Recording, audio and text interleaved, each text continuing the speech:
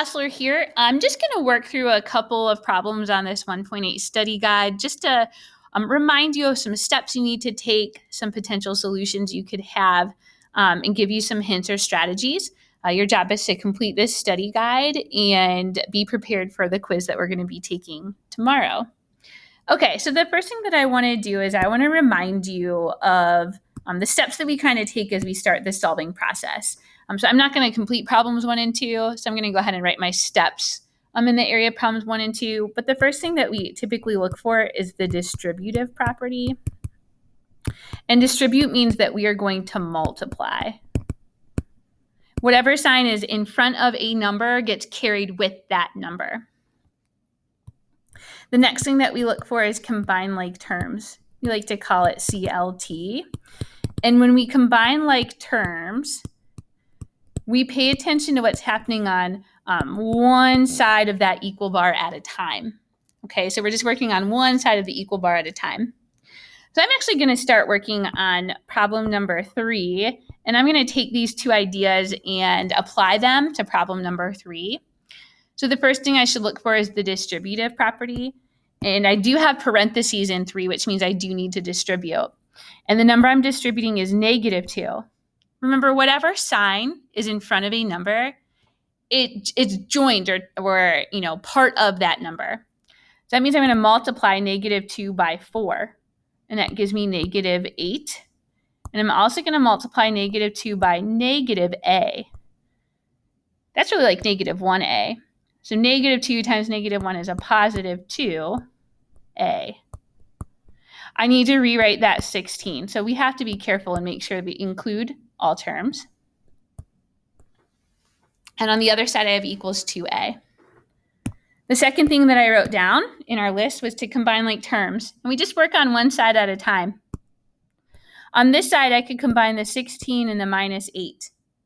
When I do that, I get 8, because 16 minus 8 is 8, plus 2a.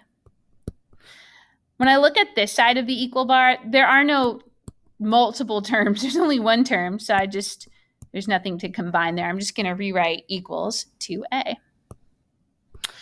All right, so the next step then is this is the new step this week, is to eliminate a variable. A variable term is what I've been calling it. The whole term, the coefficient and the variable. All right, well, on this side of the equal bar, I have 2 positive 2a, and if I want to get rid of that, I'm going to subtract 2a, which means on the other side of the equal bar, I also have to subtract 2a. And what I notice is that the 2a on the left goes to 0, so I'm left with 8. And 2a minus 2a is also 0, so I'm actually going to write 0. I have no more variables left. My variable terms both canceled. And I'm left with a statement that's not true. 8 does not equal 0.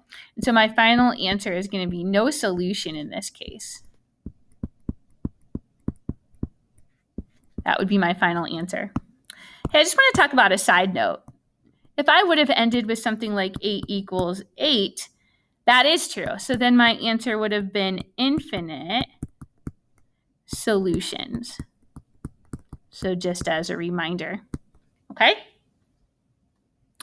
All right, so we didn't get a chance to see these next steps, but my final steps would be to, after eliminating a variable term, would be to eliminate the constant term. Right, we're down to those 2-step equations. And then finally to eliminate the coefficient. And just as a reminder, when we eliminate the constant, we're using addition or subtraction in order to do that. And when we eliminate a coefficient, we're using multiplication or division in order to do that. Okay, so I'm actually going to come down here to problem number 4, because problem number 4 should allow us to work through all of these steps together that I have listed up here. Okay, so remember, the first thing that we're going to do is we're going to look for the distributive property, or to multiply. I also like to personally draw my line down the middle. All right, so my first step is and we'll go through. We're going to distribute this 6. So that's going to be 6x and then plus 12.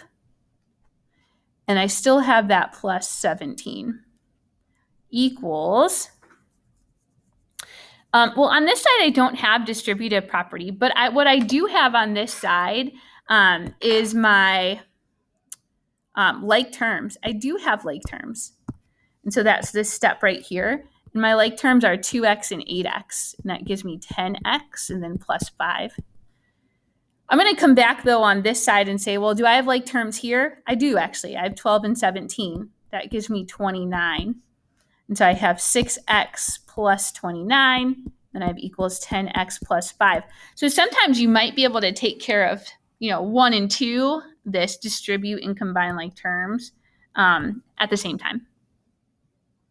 Again, I'm going to eliminate a variable term. So I could either subtract 6x from both sides to eliminate that variable term. Or what I could do is I could eliminate the 10x on both sides to get rid of that variable term, right? Subtract 10x. It does not matter which one you do. You just need to pick one variable term and eliminate it. I'll stick with this since that's where I'm at right now. 10x minus 10x, that goes away. That's 0. So all I have left is 5. 6x minus 10x is negative 4x, and then my plus 29. From here, I'm eliminating the constant, so I'm going to subtract 29 on both sides. I get negative 4x equals negative 24. And I'm going to eliminate the coefficient. So I'm going to divide both sides by negative 4. So I'm going to get x equals 6. Okay. I'm going to get you started on 5, but I'm not going to complete all of the steps like I did in the other 2 problems. And the biggest reason why I want to work through number 5 is because I know there's this fraction here, and I think sometimes we panic a little bit with fractions. I'm going to draw my line. All right, this right here, this 5/4 is going to get multiplied to each number inside. When I type that in my calculator, I'm typing in 5. I'm hitting the division key. 4. I'm hitting the multiplication key. 8. And when I do that, I should get 10. Again, when I'm distributing the 5/4 to negative 12, I'm typing in 5. The fraction or division, the division key, which looks like a fraction bar, 4 times negative 12. Use that negative in there because when you do that, you'll get a negative 15 as your answer, and that's just what I'm going to write. I'm going to write minus 15x, and then I have plus 18, and over here I have negative x. Finally, when I'm on the same side of the equal bar, I'm going to combine like terms exactly the way I see them. 10 plus 18 is 28, and then minus 15x, and then I still have a negative x. All right, your job would be to finish that problem. I'm going to go ahead and I'm going to look at the back side, just a couple problems with you on the back. All right, so 8 and 9 actually go together. All right, so you have to figure out in 8 what the number 120 represents. So the number 120 represents which of the following? And then 9 says use the same equation from 8. So they gave you an equation. It's up here. You're going to use that, and you're going to answer after how many days will she have 500 in her account. But I'm going to skip. I'm going to help you set up 10, and then your job would be to solve it.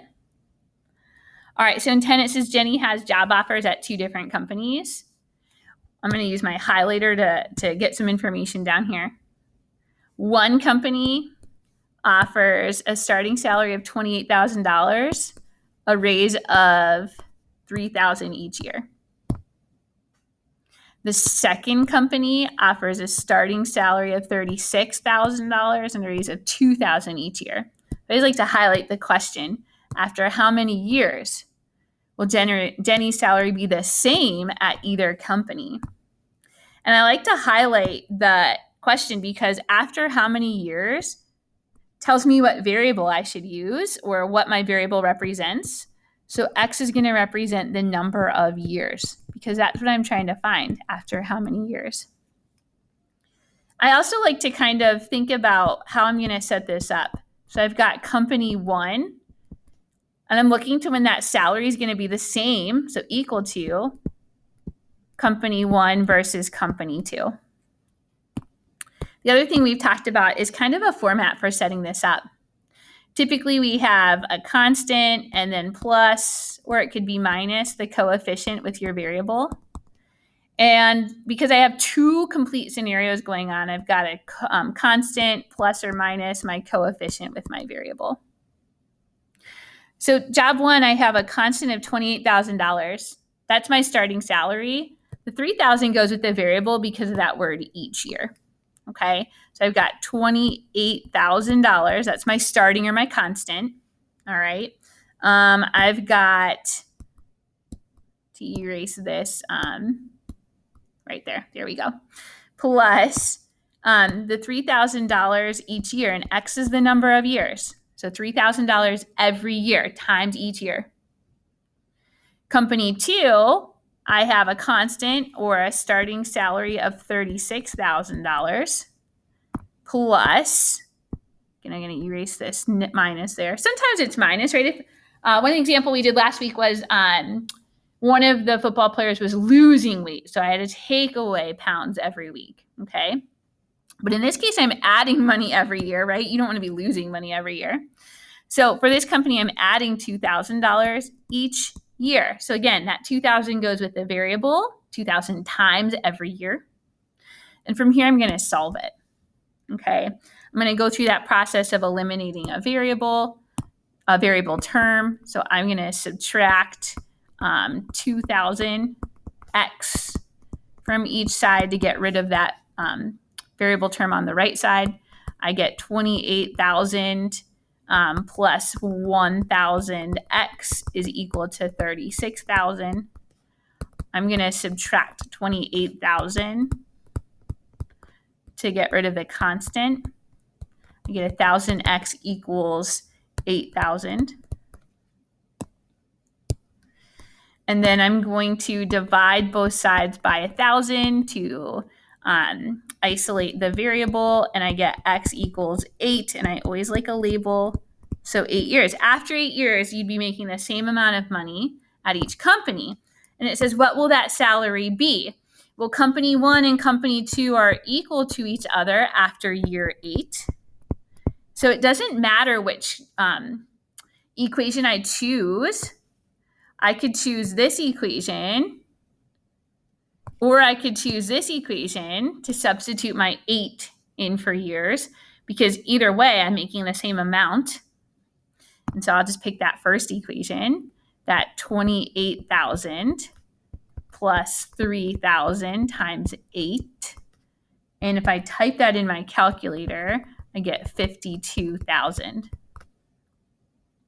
I'd be making $52,000 after 8 years at either company.